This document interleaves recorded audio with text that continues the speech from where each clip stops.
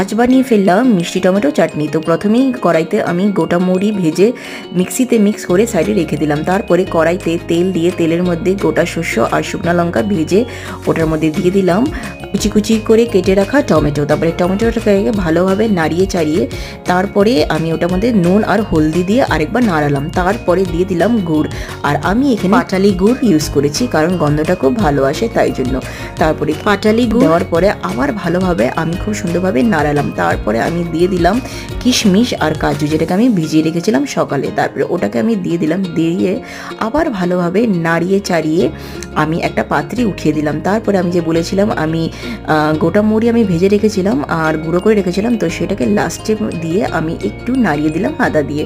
তারপর হয়ে গেল আমার সুইট টমেটো চাটনির রেসিপিটা। তো কেমন লাগলো নিশ্চয়ই কমেন্ট করে জানাবেন, আর ভালো লাগলে লাইক কমেন্ট শেয়ার।